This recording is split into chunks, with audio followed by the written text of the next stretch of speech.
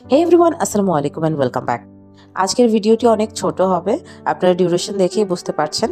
তাই প্লিজ সবাই ফুল ভিডিওটি দেখবেন, আর ভিডিওটি ভালো লাগলে অবশ্যই লাইক এন্ড শেয়ার করতে ভুলবেন না।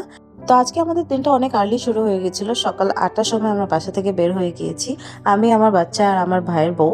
হ্যাঁ, আমার গত কয়েকদিনের আপলোডসগুলো দেখে তো আপনারা অবশ্যই বুঝতে পেরেছেন যে আমার ভাইকে বিয়ে করিয়েছি। তো এখন অফিসিয়ালি আমারও ভাবি আছে। ওকে আর আমার বাচ্চাকে নিয়ে আমি রওনা হয়ে গিয়েছিলাম ওমানের দূতাবাসের জন্য, যেটা কিনা ঢাকায় গুলশানে অবস্থিত। গতকাল দুপুর 2টার সময় আমার কাছে খবর আসে যে আজকে আমার বাচ্চার পাসপোর্টটা ডিসপ্যাচ করা হবে। তাই আজকে আমাদের সকাল সকাল আসা। ওমান দূতাবাসে পৌঁছানোর পর অলমোস্ট 1 ঘন্টা পরে আমি বাচ্চার পাসপোর্টটা হাতে পেয়েছি, আলহামদুলিল্লাহ। তারপর সেখান থেকে আমরা সোজা চলে গিয়েছিলাম লাঞ্চ করতে। খুবই খিদে লেগেছিল আমাদের। এটা একটা বুফে রেস্টুরেন্ট।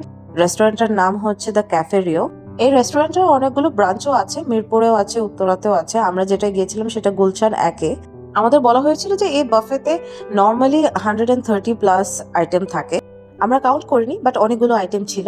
আর খাবারের মানটাও বেশ ভালোই ছিল, একটা মিডিয়াম রেঞ্জের ভালো খাবার ছিল এখানে। আর এটা মেনশন না করলেই না, আপনি যদি লক্ষ্য করেন তাদের মেনুটাকে স্পেসিফিক্যালি, যে তাদের মেনুটা হচ্ছে মেইনলি সি ফুড বেসড। তো যারা কিনা সি ফুড পছন্দ করেন, অক্টোপাস, ক্র্যাব, চিংড়ি মাছ, এগুলো যারা পছন্দ করেন তাদের জন্য অবশ্যই এটা একটা ভালো প্লেস। যদিও আমার এখানে বাফে প্রাইস পার পার্সন অনেক বেশি এক্সপেন্সিভ মনে হচ্ছে অনেক জায়গা থেকেই, বাট অল ওভার তাদের খাবারটাও ভালোই ছিল, আর অ্যাম্বিয়েন্সটাও অনেক বেশি ভালো ছিল। রেস্টুরেন্টের অ্যাম্বিয়েন্সটা অনেক বেশি এলিগেন্ট ছিল, ফ্যামিলি ভাইব ছিল, আর হাইজিনিক ছিল সবকিছু। তো ওভারঅল মিলিয়ে আমার কাছে ভালোই মনে হয়েছে। প্রাইসটা একটু কম হলে পার পার্সন আরো ভালো হতো। বাকি নুরা অনেক এনজয় করেছে সেখানে, আর তাদের স্টাফরা আসলে অনেক ভালো ছিল, অনেক ফ্রেন্ডলি ছিল।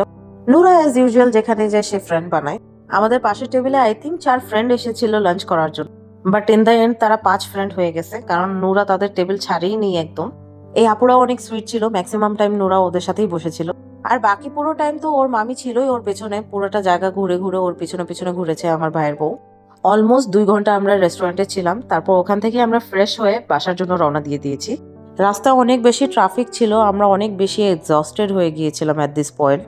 একে তো লাঞ্চ করে আমরা অনেক বেশি হেভি হয়ে গিয়েছিলাম, বাট রাস্তায়ও অনেক বেশি ট্রাফিক ছিল। বাসায় অলমোস্ট আমরা 6টা-7টার সময় পৌঁছেছি। আমরা তিনজনই অনেক বেশি এক্সস্টেড হয়ে গেছিলাম by end of the day. আর এর সাথেই শেষ করছি আজকের ভিডিওটি। Thank you everyone for watching.